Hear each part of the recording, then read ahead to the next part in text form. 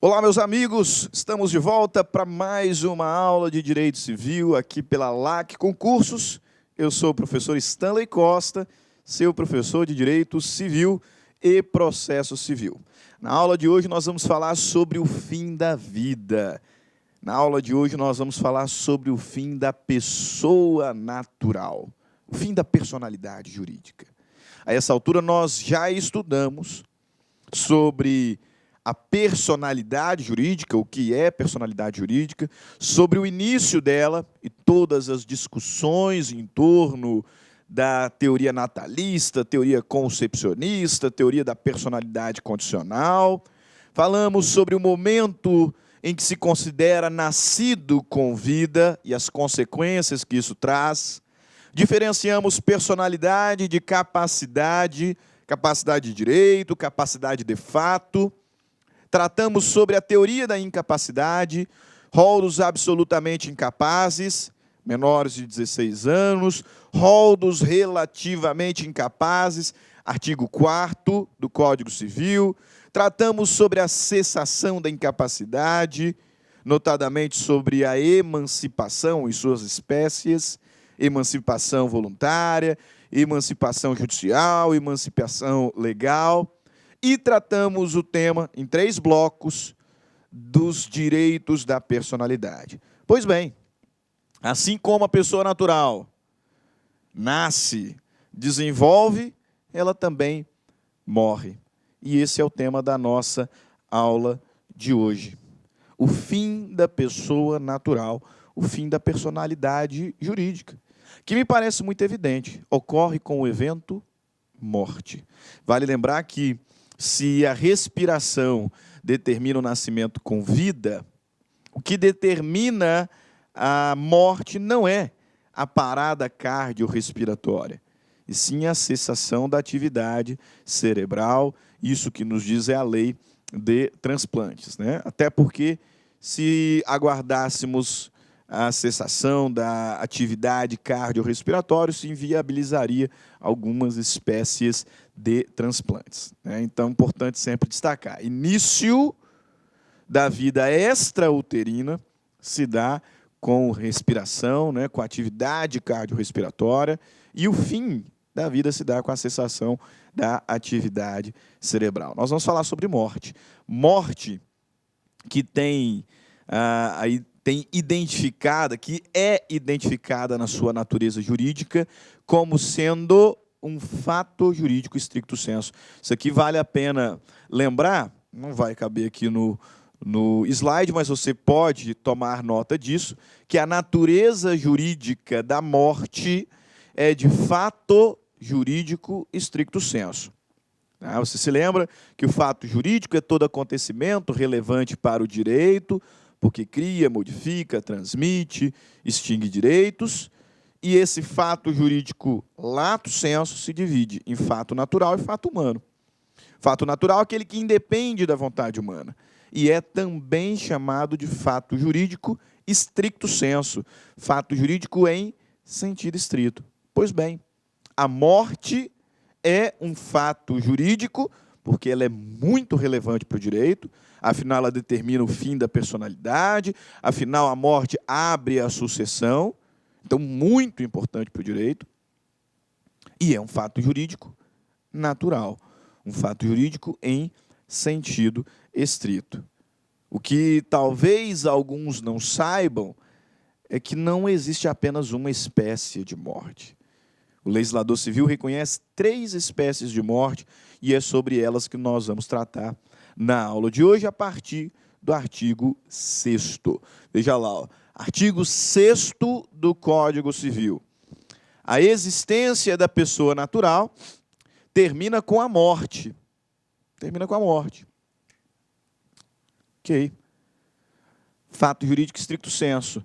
Presume-se esta quanto aos ausentes, nos casos em que a lei autoriza a abertura da sucessão definitiva. Então, aqui, com base na segunda parte do texto legal, a gente já consegue identificar que não existe apenas uma espécie de morte. Nós temos 3 espécies de morte. A morte real, que é aquela de corpo presente, aquela atestada por perícia, né, atestada por certidão, o corpo está aqui, o grupo médico constatou que, de fato, está morto, né? Não preciso presumir absolutamente nada. Tem aqui certidão declarando, de fato, morreu tal dia, de tal causa. Não preciso presumir. O corpo está presente. Morte real. Só que, em algumas situações, nós não temos o corpo para saber se o indivíduo realmente morreu ou não. O indivíduo desapareceu. O indivíduo está envolvido com um acidente de avião, está envolvido com um acidente de navio, e não se achou, o corpo dele não foi achado. O corpo dele não foi achado. Saiu para comprar cigarro, não voltou. E já tem anos. E ninguém tem notícia, não tem corpo. Ou seja, não tem como afirmar que ele, de fato, morreu. Mas é possível, é provável que tenha morrido. Nesse cenário é que vai surgir as duas outras espécies. A morte presumida, sem decretação de ausência, e a morte presumida com decretação de ausência.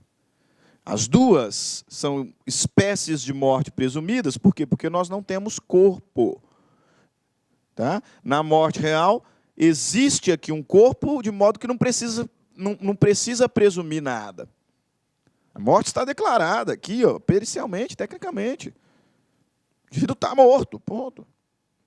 Agora, nessas duas situações, não tem corpo para dizer se o indivíduo de fato morreu ou não. Por isso é que a morte vai ser presumida. Só que existem situações e situações.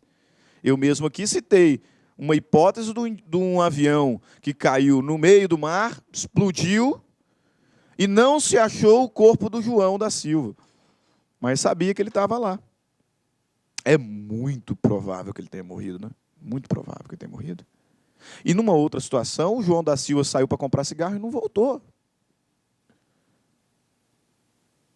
Num primeiro momento, eu não posso simplesmente dizer que ele está morto. É possível que ele esteja morto, mas também é muito possível que esteja vivo, que simplesmente tenha ido embora. Perceba que, numa situação, a probabilidade da morte é muito maior do que na outra. Olá, meus amigos, tudo bem? Sou o professor Luiz, desculpa interromper essa sua grande videoaula, mas muitos de vocês estão perguntando, professor, e o PDF dessa aula? Onde que está o PDF dessa aula? Atenção, o PDF dessa aula, a gente pede uma pequena contribuição aqui para a nossa plataforma da Lá Concursos, né? Olha só, atenção, todos os PDFs, não só dessa aula, mas todos os PDFs que eu falo que é do curso do TJ, da playlist da Lá Concurso TJ Pará 2019, né? Mais o Personal Coach. O que é o Personal Coach? É a nossa ferramenta pedagógica, ou seja, você pode assistir também esse vídeo, tá, lá na plataforma através do Personal Coach. Personal significa pessoal e coach significa treinador. Você vai ter um treinador pessoal aqui, a gente vai controlar você, a gente vai ranquear, nós vamos acompanhar o seu desempenho. Professor, quanto custa os PDFs e mais o Personal Coach? Apenas R$ 29,90 é o preço aí dessa pequena contribuição desse projeto aí da Lá Concurso, ok? Forte abraço, já, tchau. Aí que a morte presumida bifurca em duas espécies. Morte presumida sem decretação de ausência, morte presumida com decretação de ausência. O artigo 7º do Código Civil vai nos trazer os requisitos para a morte presumida sem decretação de ausência. As hipóteses em que pode-se declarar a morte presumida sem a necessidade de decretar anteriormente a ausência do indivíduo. Aí você já pode guardar aí na sua memória que esta situação de morte presumida sem ausência são situações, compreende, né, ali situações em que, muito embora não tenhamos corpo, é muito provável que o indivíduo tenha morrido. Uma das formas de você entender a distinção entre morte presumida sem ausência e morte presumida com ausência é que na morte presumida sem ausência, embora não tenhamos o corpo do indivíduo, é muito provável que ele tenha morrido. Muito provável. Observe as hipóteses que o legislador nos traz aqui no artigo 7º. Já lá, ó. Pode ser declarada a morte presumida sem decretação de ausência, quando? Quando for extremamente provável a morte de quem estava em perigo de vida. Extremamente provável. São os cenários ali que inicialmente eu desenhei. O avião caiu no meio do mar, não achou o corpo do João. Mas nós sabemos que ele embarcou naquele avião. Ele comprou passagem, né, tem lá as imagens do aeroporto, de fato ele embarcou, está lá na lista dos passageiros, então e o avião caiu, e o corpo dele não foi encontrado. Isso é muito provável que ele tenha morrido. Por que eu vou sujeitar os familiares a um procedimento de ausência que nós vamos ver é um procedimento longo? São anos e anos e anos até ser possível decretar a morte do indivíduo, sendo que é extremamente provável que ele morreu. Não tenho corpo, de fato eu não tenho. Mas é extremamente provável que ele morreu. Pois bem, nesta situação aqui,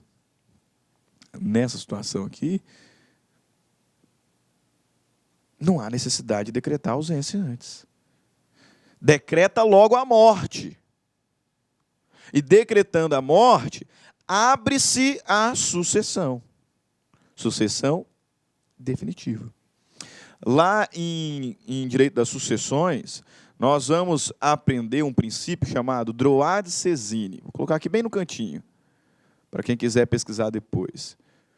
Droit, né, droit de sésine, sésine.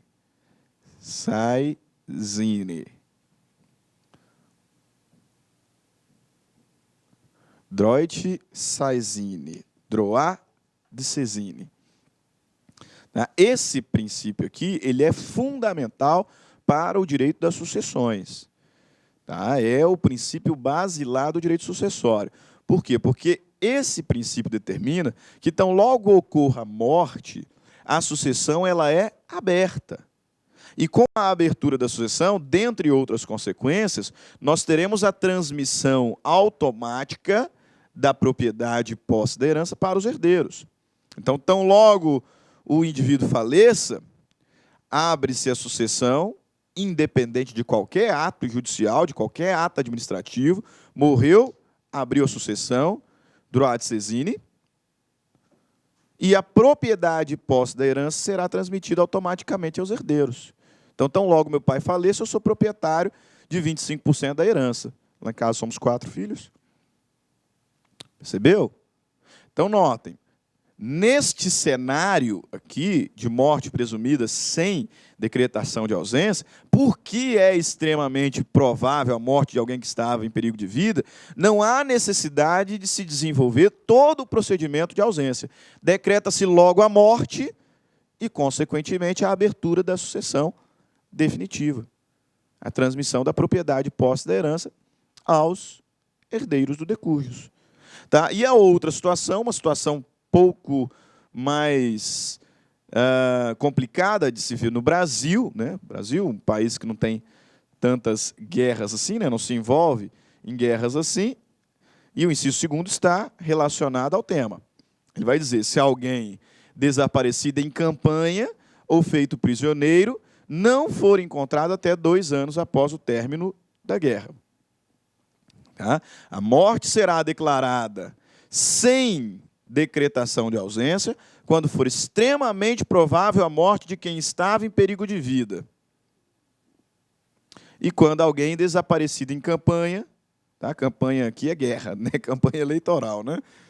Aqui eu já tive esse tipo de questionamento por parte de alguns alunos. Desaparecido em campanha ou feito prisioneiro não for encontrado até 2 anos após o término da guerra. A guerra acabou, passou 2 anos e não voltou. decreta a morte. É muito provável que ele esteja morto. Mais provável que esteja morto do que esteja vivo. Né? Parágrafo único do artigo 7º, texto que tem a sua relevância, o legislador nos diz: a declaração da morte, presumida nesses casos, somente poderá ser requerida depois de esgotadas as buscas e averiguações, devendo a sentença fixar a data provável da morte.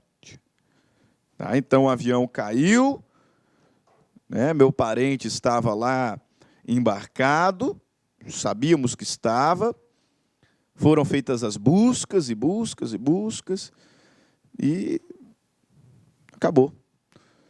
Né? Acabaram as buscas e o corpo dele não foi encontrado. Perfeito. Agora que as buscas foram esgotadas, é possível propositura de uma demanda para a decretação da morte sem ausência.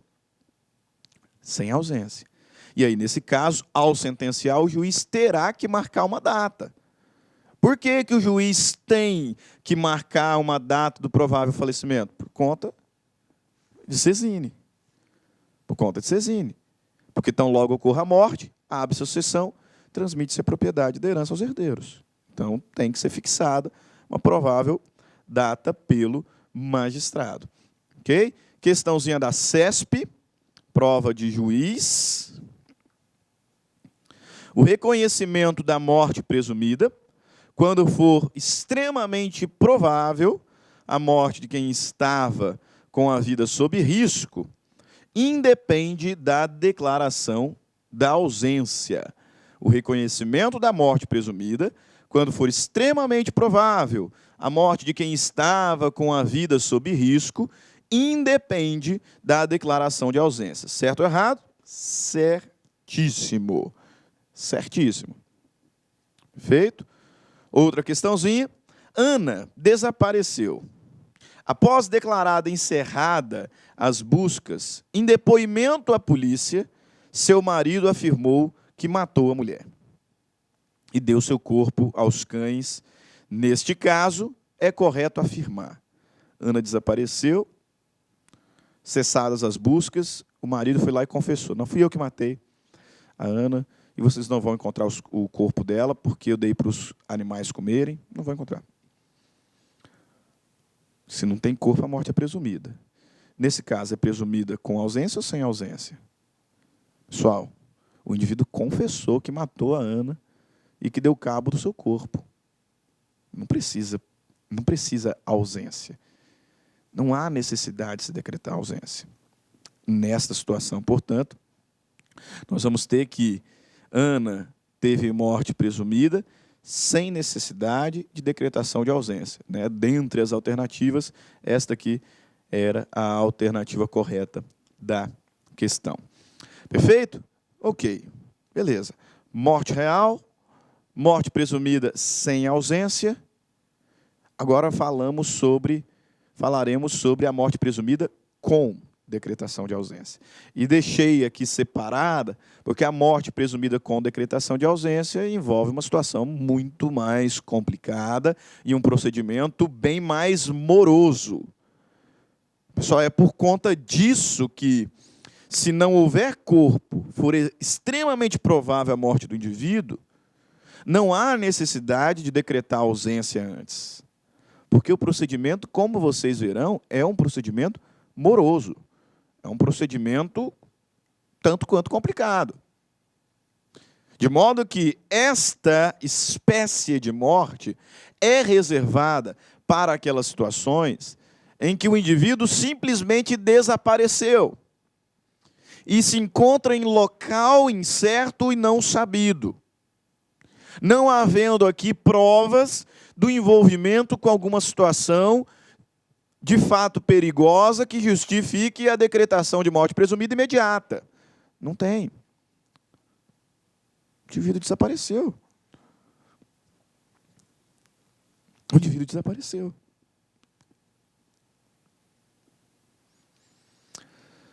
Morte presumida com decretação de ausência. Situação em que a pessoa simplesmente desapareceu, não havendo qualquer notícia de um suposto envolvimento com o fato que pudesse lhe retirar a vida. Ela se encontra em local incerto e não sabido, ela se encontra no LINS. Para a declaração da ausência e posterior declaração da morte, é preciso realizar um procedimento jurídico, e esse procedimento judicial, ele se divide, entenda de imediato, em 3 fases.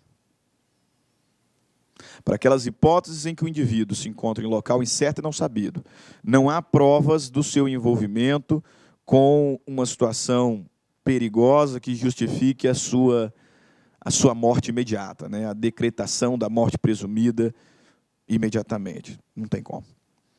Nós vamos primeiro decretar sua ausência, para, ao final, decretar a morte. E esse procedimento aqui se divide em 3 fases. Esse procedimento aqui se divide em 3 fases. Quais são essas fases? Primeira delas, independentemente de prazo. O indivíduo desapareceu, não tem prazo mínimo, não tem 48 horas, como a gente vê aí nos filmes, não tem. O indivíduo desapareceu.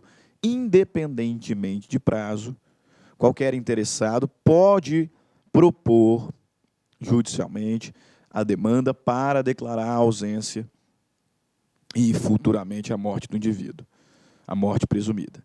E aí, nesse primeiro momento, o que será feito será o seguinte: o magistrado declarará a ausência e determinará que se arrecade os bens do ausente, ou seja, que se identifique, né, que sejam identificados os bens do ausente. E feito isso, nomeará um curador para administrar tais bens. Primeira fase. Por isso que nós afirmamos que essa primeira fase é uma fase de curadoria, prevista lá do artigo 22 ao artigo 25. Independente de prazo, qualquer interessado promove ação para declarar a ausência. O magistrado declarará a ausência, né, decretará a ausência, vai determinar a arrecadação dos bens e nomeará um curador para administrar tais bens. Existe uma ordem preferencial, né, desse curador, que é a seguinte, nós vamos encontrar lá no artigo 25. Tá? O curador será, primeiro, o cônjuge.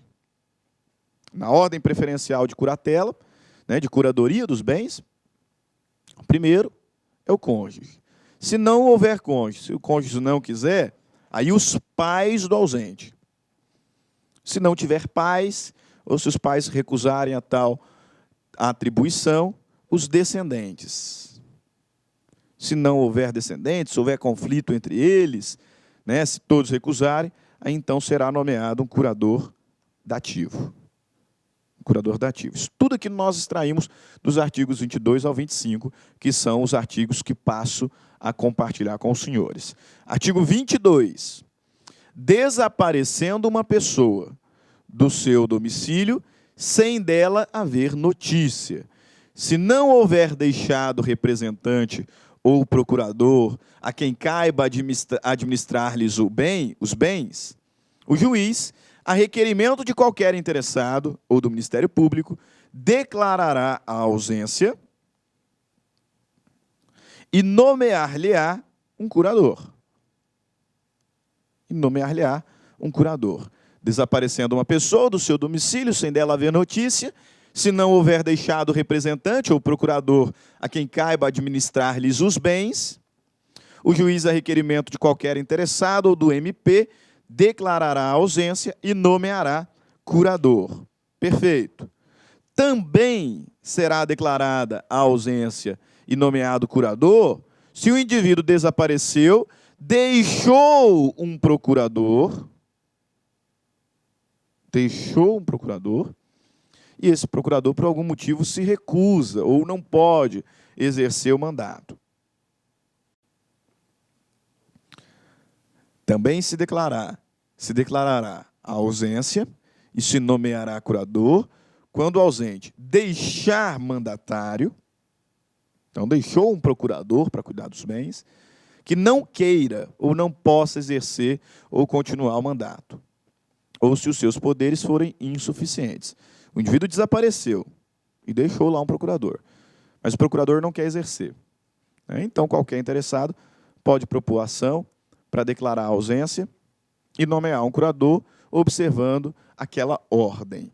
Artigo 24. O juiz que nomear o curador fixar-lhe-á os poderes e obrigações conforme as circunstâncias, observando no que for aplicável o disposto a respeito dos tutores e curadores. Artigo 25, dispõe, colaciona aqui a ordem preferencial que já havia identificado. Vejamos, o cônjuge do ausente, sempre que não esteja separado judicialmente, ou de fato por mais de 2 anos, antes da declaração da ausência, será o seu legítimo curador. Então, na ordem preferencial, primeiro o cônjuge. Parágrafo 1º. Em falta do cônjuge, a curadoria dos bens do ausente incumbe aos pais ou aos descendentes, nesta ordem, não havendo impedimento que os iniba de exercer o cargo. E aí, se nenhum deles aceita, curador, então, será dativo. Ah, professor, mas o legislador está falando em cônjuge. E se o ausente não era casado, mas vivia em união estável? O companheiro também é o primeiro na ordem preferencial de curadoria? Sim, evidentemente. Interpretação extensiva do texto da lei, inclusive sobre a qual o Conselho de Justiça Federal já se posicionou, enunciado 97. No que tange à tutela especial da família, as regras do Código Civil que se referem apenas ao cônjuge devem ser estendidas à situação jurídica que envolve o companheiro, como, por exemplo, na hipótese de nomeação de curador dos bens do ausente, artigo 25 do Código Civil. Tá? Então, o primeiro na ordem preferencial é o cônjuge ou companheiro. Companheiro por interpretação extensiva. Perfeito, professor. Foi proposta a demanda, declarou-se ausência, fizeram a arrecadação dos bens e nomearam curador. Próximo passo, segunda fase. Segunda fase no procedimento da ausência para a decretação da morte presumida. É a fase da sucessão provisória. Sucessão provisória. Artigo 26 e seguintes, nós vamos identificar que, passado um ano da arrecadação dos bens e da nomeação do curador, ou 3 anos, caso o ausente tenha deixado um representante, então, qualquer dos interessados poderá pleitear a abertura da sucessão provisória. A demanda foi proposta, declarou-se ausência, bens foram arrecadados, nomeou curador. 1 ano depois, ou 3 anos depois, se o ausente tiver deixado um representante, qualquer interessado poderá requerer a abertura da sucessão provisória. Qual que é a grande consequência disso aqui, professor? Se a sucessão provisória for aberta, transmite-se aos sucessores, conforme a ordem preferencial, conforme a ordem de vocação hereditária, lá do artigo 1829, transmite-se aos sucessores a posse dos bens do ausente. E aí o legislador passa a regular, então, quais são as regras relacionadas ao exercício desta posse. Se não, vejamos. Artigo 26. Decorrido um ano da arrecadação dos bens do ausentes, ou se ele deixou o representante ou procurador em se passando 3 anos, poderão os interessados requerer que se declare a ausência. Na verdade, aqui um errozinho do legislador, porque a ausência já foi declarada. e se abra provisoriamente a sucessão. Ok, professor. Primeiro ponto, quem são esses interessados aí? Artigo 27. Para efeito do previsto no artigo anterior, somente se consideram interessados o cônjuge, não separado judicialmente, os herdeiros presumidos, legítimos ou testamentários, os que tiverem sobre os bens do ausente direito dependente de sua morte.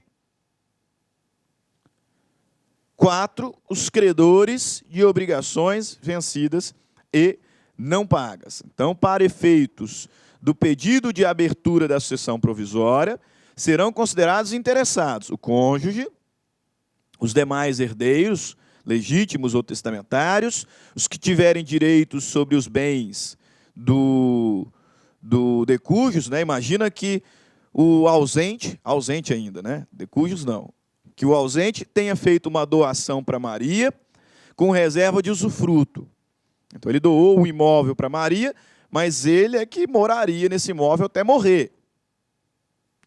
A Maria tem direito sobre o bem que está condicionado ao falecimento do ausente. Então ela também tem direito a pedir a abertura da sucessão provisória. E não só cônjuge, herdeiros e quem tenha direito sobre os bens do ausente, mas também os seus credores.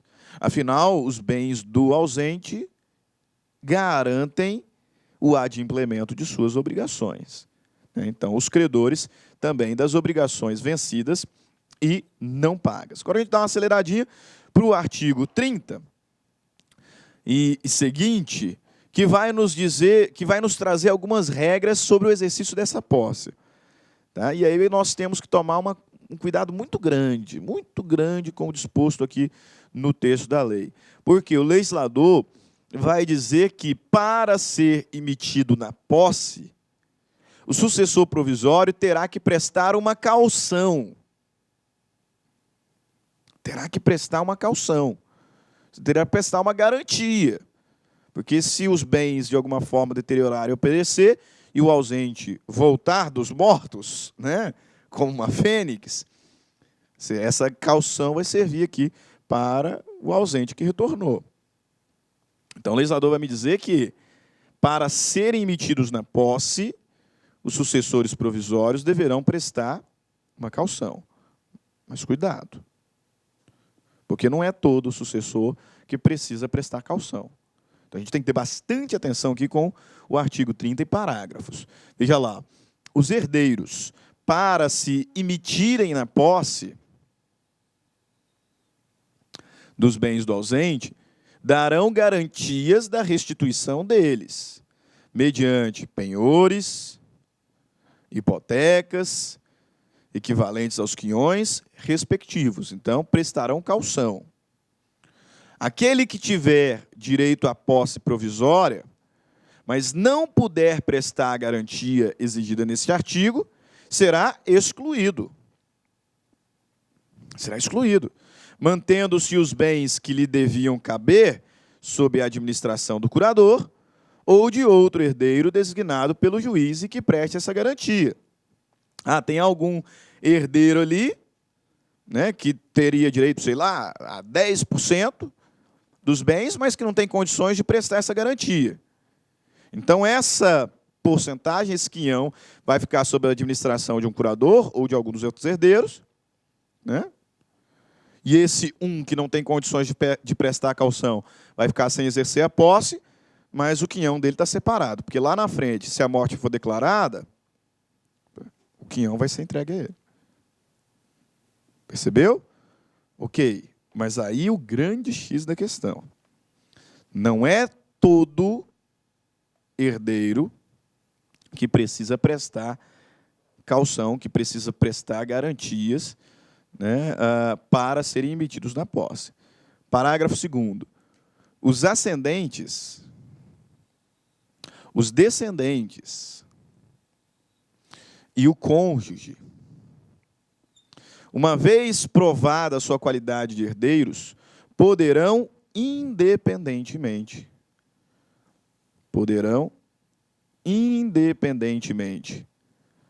da garantia, entrar na posse dos bens do ausente.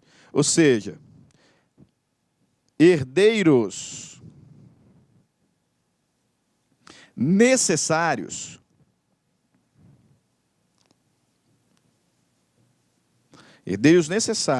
que são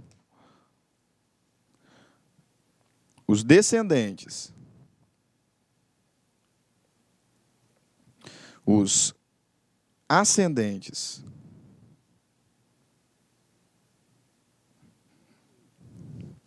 e o cônjuge, e por interpretação extensiva pode colocar o companheiro,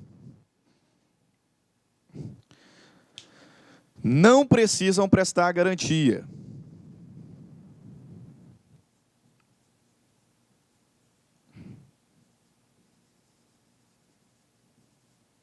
Não precisam prestar a garantia que o legislador exige.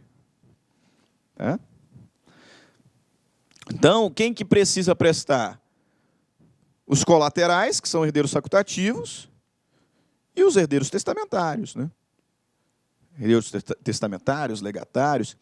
Muito cuidado, portanto, com o parágrafo 2º. Os ascendentes, os descendentes e o cônjuge, ou seja, os herdeiros necessários, eles são assim classificados, uma vez provada a qualidade de herdeiros, poderão, independentemente de garantia, entrar na posse dos bens do ausente. Independentemente. Ok? Perfeito. Mas os outros herdeiros, além de prestar garantia para serem emitidos na posse, terão que capitalizar metade dos frutos e dos rendimentos colhidos através do exercício possessório. Regra também que não será aplicada aos herdeiros necessários. Olha lá o artigo 33. O descendente, o ascendente ou o cônjuge, portanto, os herdeiros necessários, que for sucessor provisório do ausente, fará seus todos os frutos e rendimentos dos bens que couberem. Ponto e vírgula. Os outros sucessores, então os sucessores testamentários, os sucessores facultativos, deverão capitalizar metade dos frutos e rendimentos, segundo o disposto no artigo 29, de acordo com o representante do Ministério Público e prestar anualmente contas ao juiz competente.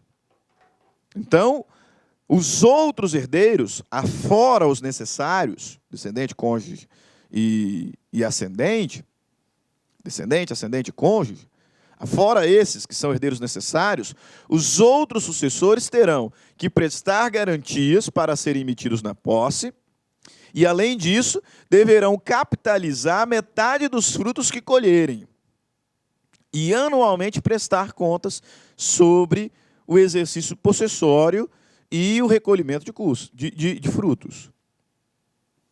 Perfeito? Para que isso, pessoal? Assim, para garantir eventual retorno do ausente. Porque aqui a gente não sabe se ele de fato morreu ou não, né? Vai que ele não morreu. Vai que ele aparece. Ok? É o que o parágrafo único do 33, inclusive, vai dizer. Ó. Se o ausente aparecer e ficar provado que a ausência foi voluntária e injustificada, perderá, em favor do sucessor, a sua parte nos frutos e rendimentos. Agora, se ele provar que a ausência era justificada, é nessa garantia, nesses frutos, que ele vai buscar ali uma restituição, né? Uma espécie de ressarcimento. Perfeito? Ok, professor. Primeira fase já foi, segunda fase já foi, terceira fase. O indivíduo desapareceu, propuseram a demanda, a ausência foi declarada, arrecadaram os bens e nomearam um curador. 1 ano depois, ou 3 anos depois, se o ausente tiver deixado procurador, qualquer interessado, conforme a lei dispõe, poderá requerer a abertura da sucessão provisória. E aí, na sucessão provisória, entrega-se posse para o sucessor. Perfeito, segunda fase. 10 anos depois, 10 anos depois do trânsito em julgado da decisão que abriu a sucessão provisória. Cuidado com isso. Não são 10 anos depois do desaparecimento. 10 anos depois do trânsito em julgado da decisão que determinou a abertura da sucessão provisória. 10 anos depois do trânsito em julgado da decisão que determinou a abertura da sucessão provisória. Aí é possível que os interessados requeiram a abertura da sucessão definitiva.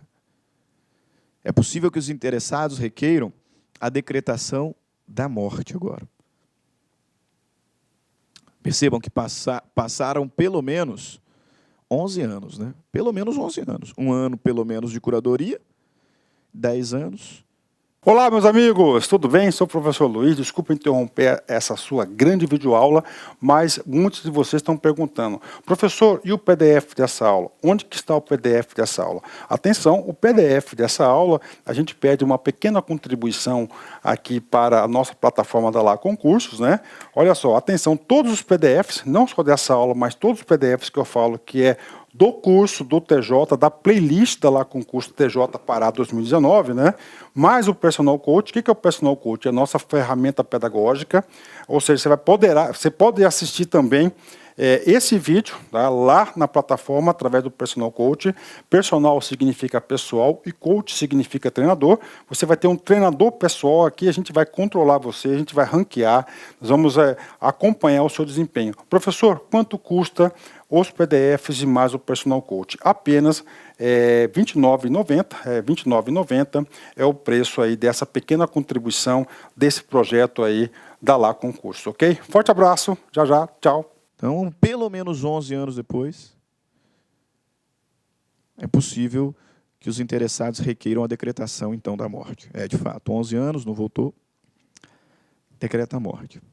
Decreta a morte e abre a sucessão definitiva. Última fase.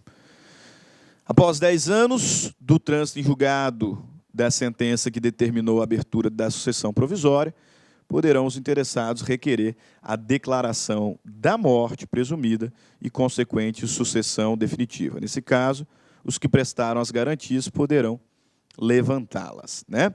Artigo 37. Observem. Artigo 37 e 38, artigos muito importantes, tá?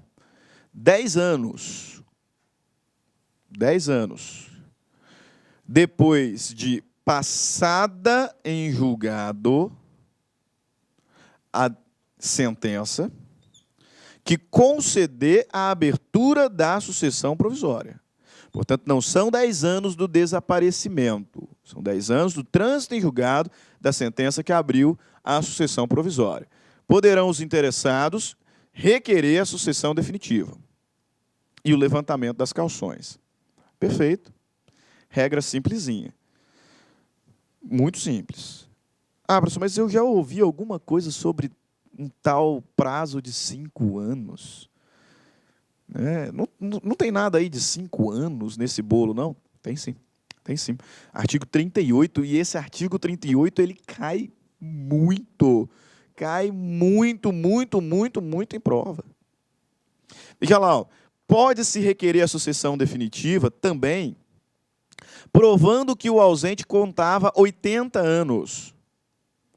Que o ausente conta 80 anos de idade e que de 5 datam as últimas notícias.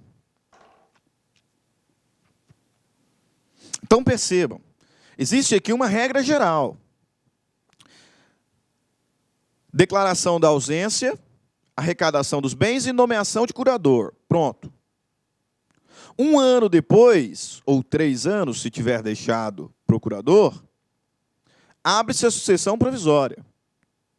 10 anos depois da sucessão provisória, sucessão definitiva. Essa aqui é a ordem normal. Agora, se eu demonstrar que o ausente, que o indivíduo que desapareceu, tem 80 anos, e que há 5 anos não se tem notícias dele, aí o legislador entendeu que é um pouco mais provável que tenha morrido. Um pouco mais provável que ele tenha morrido.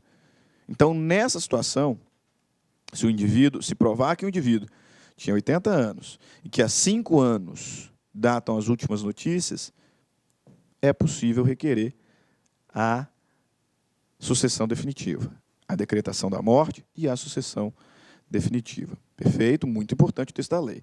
Aí talvez você esteja se perguntando, professor, mas e se o ausente voltar? Né? E se, como uma fênix, né, ele volta dos mortos e aparece? Como é que vai ficar a situação? Eu preciso saber quando ele voltou. Eu sei que essa aqui é a curiosidade de muitos. Sempre que eu trato acerca da morte presumida com decretação de ausência, muitos ficam curiosos. E se ele voltar? E se ele voltar? Eu preciso saber quando ele voltou. Porque o procedimento de ausência tem 3 fases. E depois que é aberta a sucessão definitiva, começa uma 4ª fase. Que não tem nada a ver com o judiciário, mas que importa sim para a prática. Em que momento ele voltou? Esse ausente voltou durante a primeira fase? Ele desapareceu, algum interessado, o Ministério Público iniciou a ação, né, para declarar a sua ausência. Foi declarada a ausência e nomeou o curador. Aí o ausente volta durante a primeira fase. O que acontece? Ele só reassume a administração dos seus bens, porque ele não perdeu nada. Então ele reassumirá a administração dos seus bens, ponto. Perfeito. Não, mas concluiu a primeira parte, foi aberta a sucessão provisória e entregue a posse aos sucessores. E aí, durante a segunda fase, o ausente retorna. O que nós vamos ter? Se o ausente retornar durante a segunda fase, ele terá direito a reaver os bens da forma como os deixou. Então, quando sumiu. É por isso que, não sendo herdeiro necessário, os outros sucessores têm que prestar garantia, têm que capitalizar os frutos, né, metade dos frutos, por conta disso aqui. Porque se o ausente retornar nessa segunda fase, ele terá direito à devolução dos bens no estado que havia deixado. Professor, mas e se alguns bens pereceram, alguns bens deterioraram? Pessoal, eu vou ter que saber se foi por culpa ou sem culpa, né? Porque aqui, na segunda fase, o sucessor ele exerce posse de boa-fé. Né? E nós sabemos que o possuidor de boa-fé só responde pelos danos que culposamente causar. Ok? Perfeito. Terminou a curadoria, terminou a fase de sucessão provisória, abriu a sucessão definitiva. Transmitiu-se propriedade. Quando abre a sucessão definitiva, transmite-se a propriedade dos bens aos sucessores. Mas essa propriedade ela é resolúvel.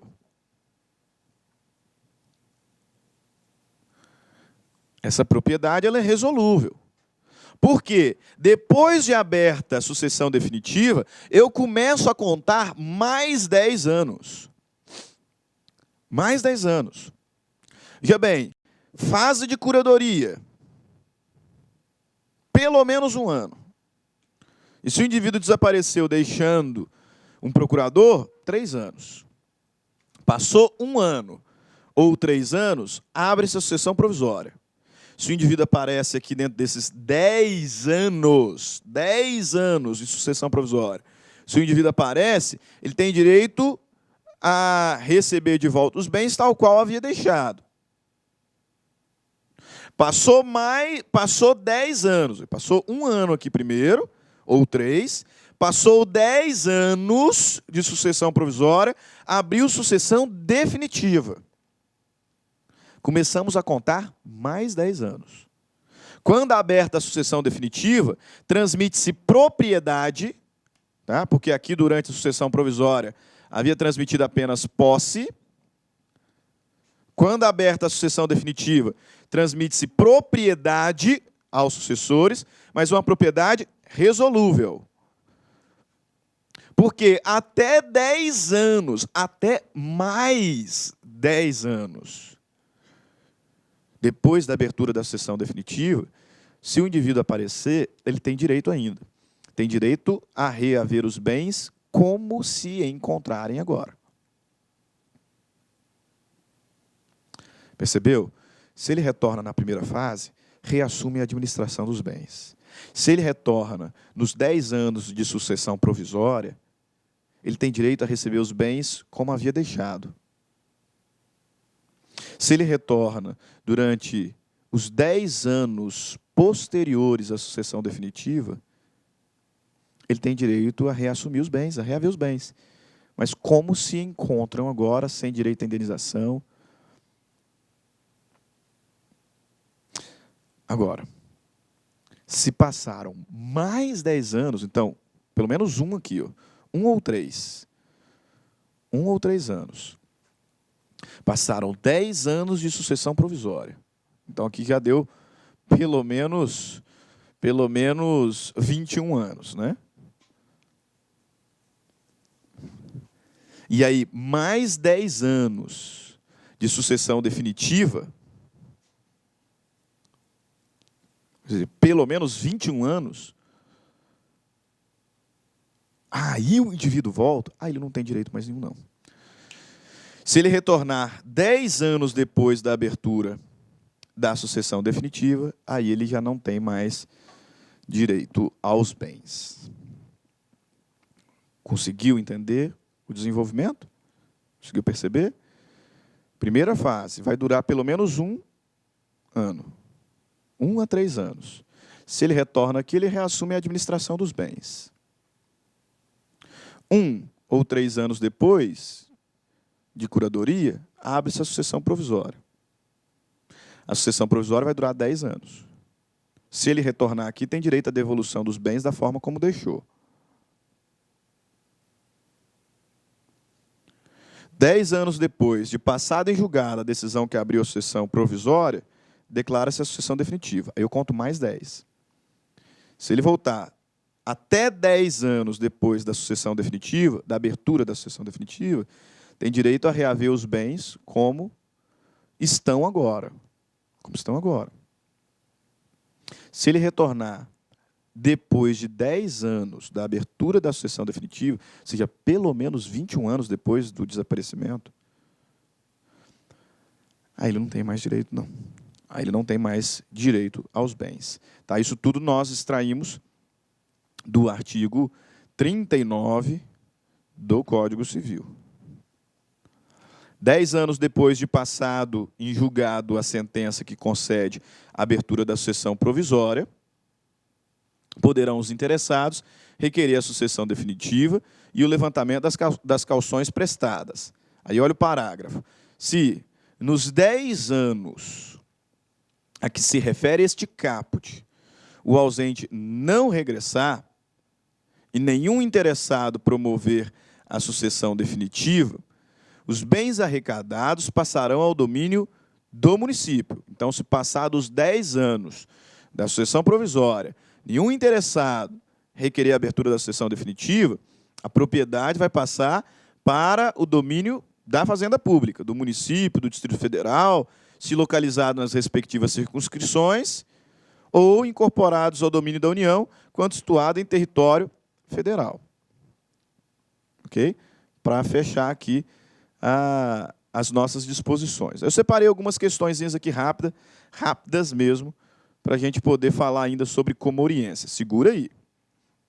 Já lá. Ó. A declaração de ausência é condição eficiente ao recebimento da indenização do seguro de vida da pessoa desaparecida. Olha que situação aqui interessante. Imagina que um indivíduo desapareceu. O beneficiário do seguro de vida tem direito a recebê-lo? Você já parou para pensar nisso aqui? O indivíduo fez um seguro de vida, né? E colocou ali, sei lá, a Maria como beneficiária. Ele desapareceu. É uma hipótese de ausência. Maria tem direito a receber o seguro de vida dela?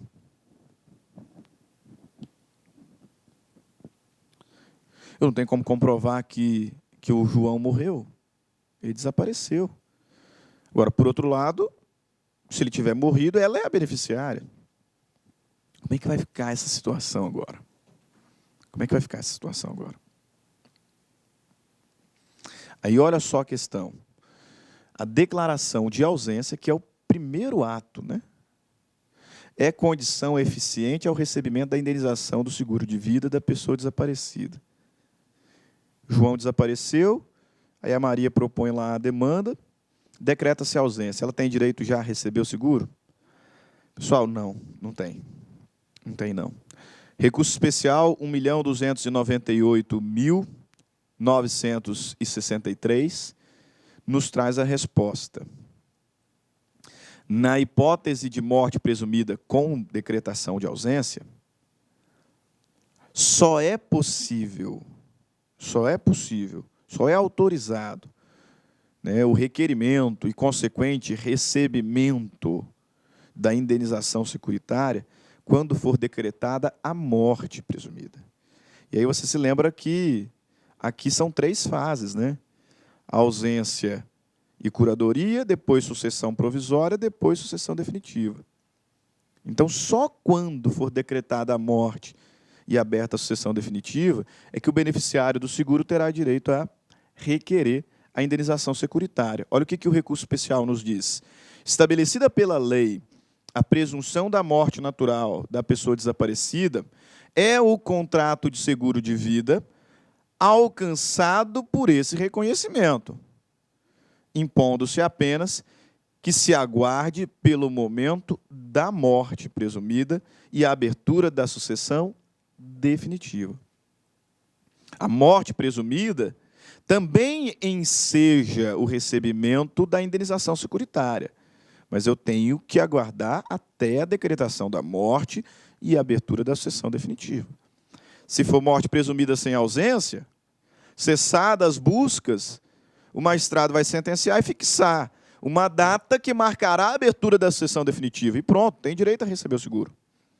Agora, sendo na morte presumida com ausência, tem que aguardar a fase de nomeação, tem que aguardar a fase de curadoria dos bens, aí tem que aguardar toda a fase de sucessão provisória, e só 11 anos, pelo menos, depois do desaparecimento, é que o beneficiário terá direito a requerer o recebimento da indenização securitária. Ok? Sobre as espécies de morte, era o que eu tinha para falar. Mas ainda não acabou. Aguenta só um pouquinho. Tá? O Beni vai dividir em 2 partes, mas é porque a gente não pode parar de falar aqui. Vai ficar um pouquinho mais extenso. Nós precisamos fazer menção ao artigo 8º. Ao artigo 8º do Código Civil, que nos traz disposição sobre comoriência. Você sabe o que é comoriência? Você sabe o que é comoriência? Vem para o texto da lei, então. Artigo 8º. Se 2 ou mais indivíduos falecerem na mesma ocasião, não sendo possível averiguar se algum dos comorientes precedeu aos outros, presumir-se-ão simultaneamente mortos. Presumir-se-ão simultaneamente mortos. Comoriência, portanto, meus caros, para fechar a nossa aula, comoriência é a presunção legal de morte simultânea. Quando? Quando não for possível identificar a ordem dos falecimentos. Imagina que pai e filho estavam viajando de avião, né? Imagina que pai e filho estavam viajando de avião. Vou apagar aqui, mas lembre-se do Droit de Sésine. Tá? Vou fazer bem pequenininho aqui, só para você acompanhar o raciocínio. Tá? Imagina que pai e filho estavam viajando de avião. Né? O pai tinha 2 filhos. Filho 1, filho 2, e ele tinha uma ex-esposa. Ex-esposa não é, né, não é herdeira, né? Mas estava lá. O pai tinha 2 filhos com a ex-esposa. E ele estava viajando com esse filho 1 aqui de avião. Estava viajando para os Estados Unidos. E o avião caiu. O avião caiu. Quando as equipes de resgate chegaram ao local, todos estavam mortos. Tem como eu saber quem morreu primeiro? Se o pai morreu primeiro ou se o filho 1 morreu primeiro? Não, não tem como. Morreram na mesma ocasião. Quando 2 ou mais pessoas falecem numa mesma ocasião, o legislador determina que eles serão considerados comorientes. Ou seja, o legislador determina que a presunção é de que eles morreram no mesmo instante. Quando 2 ou mais pessoas morrerem numa mesma ocasião, presumir-se-á mortos no mesmo instante. Isso é comoriência. Presunção de morte simultânea quando não for possível identificar a ordem dos falecimentos. Que diferença que isso faz, professor? Faz muita diferença. Porque, para montar o gráficozinho ali, eu apaguei um princípio chamado Droit de Sésine. Né? O que diz o princípio de Droit de Sésine? Tão logo o indivíduo morra, abre-se a sucessão e a propriedade da herança é transmitida aos herdeiros. Por que o legislador diz que, havendo dúvidas sobre a ordem dos falecimentos, havendo dúvidas sobre quem morreu primeiro, quem morreu segundo, a presunção é de que morreram no mesmo instante? O legislador fixa essa regra porque, se morreram no mesmo instante, um não chegou a herdar do outro. Percebeu? Pelo princípio de Sésine, morreu, abriu a sucessão. E passa a propriedade automaticamente ao herdeiro.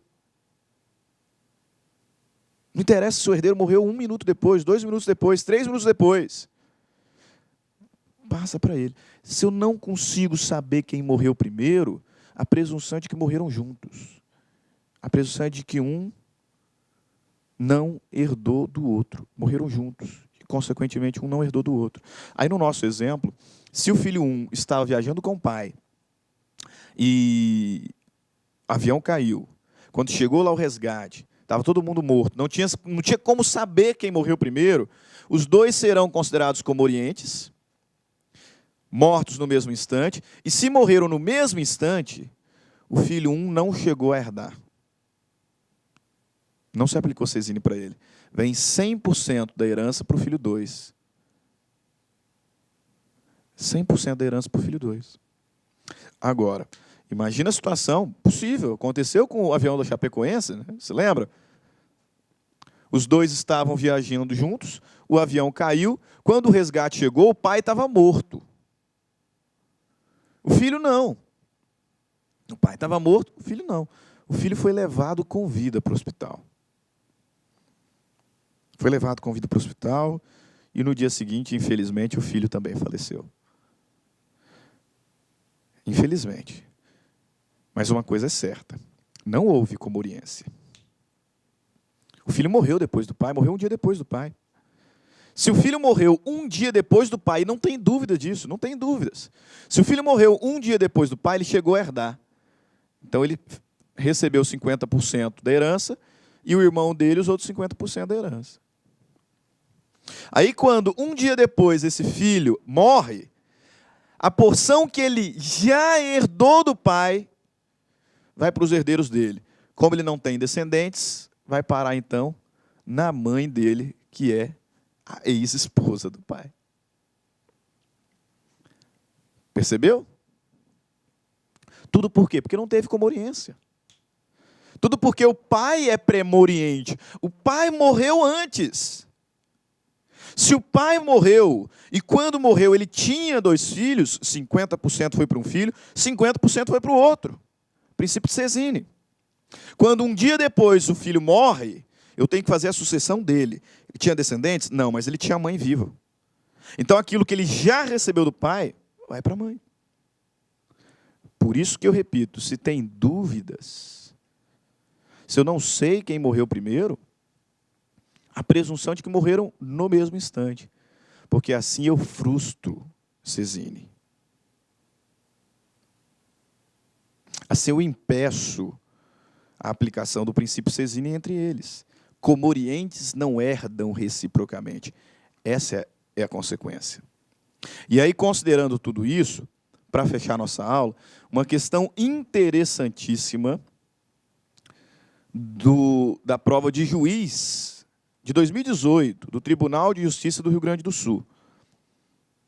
Veja lá. Ó. José e Maria. Maria grávida de 9 meses. José e Maria, grávida de 9 meses, sofreram um acidente automobilístico.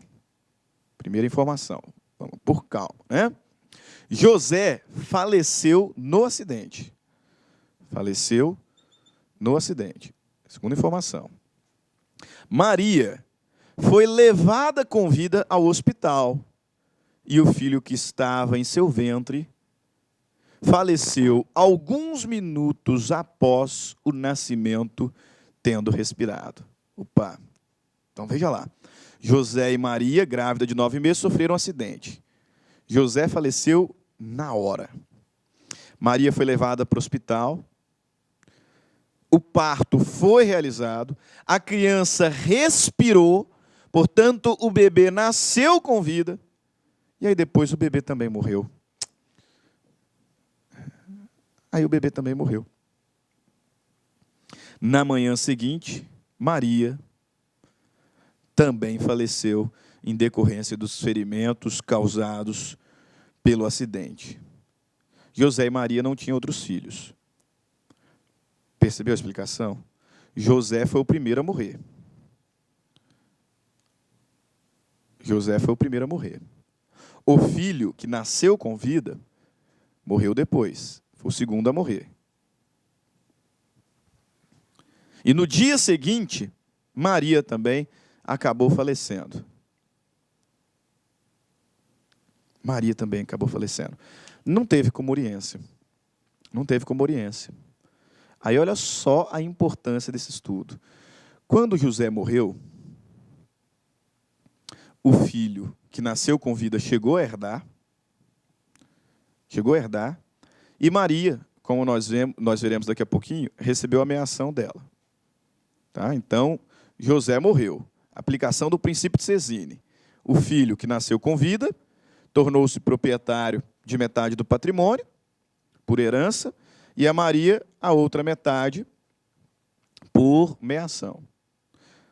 Ponto. Quando o filho morre, o patrimônio que ele havia recebido do pai é herdado por Maria, que fica com 100% do patrimônio. É evidente, a criança não tinha descendentes e também não tinha cônjuge, né? Então, o primeiro parente vivo, e ainda estava viva, era Maria. Maria herdou do filho, 100% da Maria. E agora Maria também falece. Acompanhe a sequência do enunciado.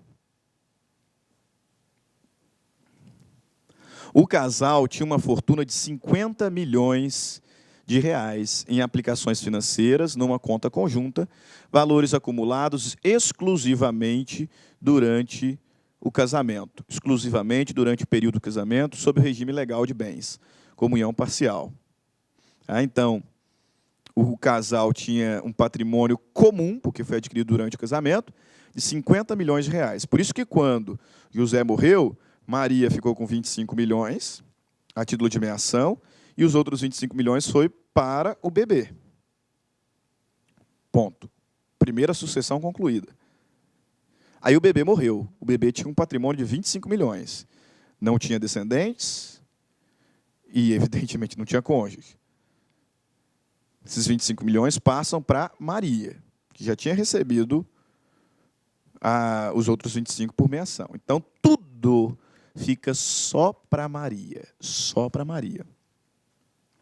Os pais de José, Josefa e João, e os pais de Maria, Ana e Paula, ingressaram em juízo postulando seus direitos hereditários.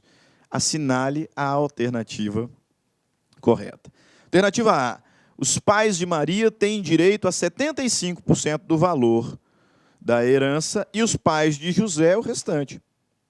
Alternativa B. Os pais de José têm direito a 75% do valor da herança e os pais de Maria o restante. Alternativa C. A herança deve ser atribuída totalmente aos pais de José, não cabendo aos pais de Maria. Alternativa D. A herança deve ser atribuída totalmente aos pais de Maria, nada cabendo aos pais de José. E a alternativa E. Os pais de José e os pais de Maria têm direito, cada um deles, à metade da herança. A alternativa correta é a letra D. Tudo ficará com os pais de Maria. E os pais de José não vão receber nada. Por quê? Simples. Quando José morreu, ele tinha filho e esposa, que são os primeiros a serem chamados. O filho recebeu 25 milhões a título de herança, Maria recebeu 25 milhões a título de meação. Quando o bebê morre depois, não tinha descendentes, não tinha cônjuge, chama-se o primeiro ascendente, que era Maria. Maria estava viva ainda. Maria recebeu por herança os 25% do bebê. Os 25 milhões, melhor dizendo, né, do bebê. E aí ela ficou com tudo. 50 milhões. Quando Maria morre, ela não tinha descendentes. Não tinha marido, já falecido, mas ela tinha pai e mãe. Sogro e sogra não herdam, graças a Deus, né? Ela tinha pai e mãe. Tudo vai para os pais dela. Os pais de José nada receberão. Nada receberão. Tudo para os pais de Maria. Por quê, professor? Porque não teve comoriência. Porque não teve comoriência. Porque se todo mundo tivesse morrido no acidente, metade do patrimônio era da Maria, metade do patrimônio era de José. Aí ela não tinha descendentes, não tinha cônjuge, porque morreu junto, era comoriense, ia para os seus pais. E a metade de José, não tinha descendentes, comorientes com sua esposa, ia para os pais dele. Mas não teve comoriência. Não teve comoriência. José morreu primeiro. José morreu primeiro. E aí Maria concorreu com o filho que nasceu com vida. Depois o filho morreu. E Maria herdou sozinha do filho. E por fim, Maria morreu. Não tinha descendentes, não tinha ascendente, pais e mãe. Dela apenas. Dela apenas. Não teve comoriência. Ok? Pessoal, ficamos por aqui. A aula foi um pouquinho mais extensa, porque nós trabalhamos todo o estudo sobre o fim da personalidade, mas espero ter me feito bem claro na exposição dessas matérias tão importantes para a sua preparação. Ok? Fiquem todos com Deus, um grande abraço e sucesso. Até mais. Tchau, tchau. Olá, meus amigos, minhas amigas. Sou o professor Luiz Antônio Carvalho. Quero agradecer você que ficou no final da nossa videoaula e dar 3 recados para vocês aí da Lá Concurso, né? O primeiro é o seguinte: o PDF e mais o Personal Coach, que é a nossa grande ferramenta pedagógica para acompanhar e potencializar, acelerar seus estudos por apenas R$ 29,90. Esse é o PDF mais a metodologia, ou seja, você vai assistir os vídeos, os mesmos vídeos, mas aonde? Na nossa plataforma no YouTube, ela é a nossa plataforma do site, ok? Por R$ 29,90. E também, lembrando para vocês que nós estamos preparando uma ultra revisão de véspera de no mínimo 20 horas, tá? Eu coloco no mínimo porque eu tenho certeza que nós iremos aí ultrapassar, né? Essa carga horária de 20 horas do conteúdo focado para o TJ Pará. Essa revisão é 100% baseada em exercício da banca do CESP, né? que a gente já começou os preparativos dessa nossa super revisão. Começará a ser disponibilizado esse conteúdo a partir do dia 6 de janeiro, e essa super revisão é pay-per-view, tem que ser no site da LAC, por apenas R$ 39,90.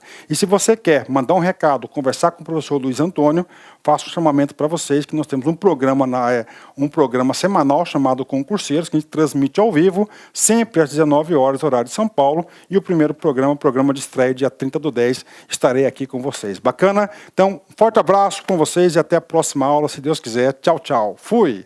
Clique lá.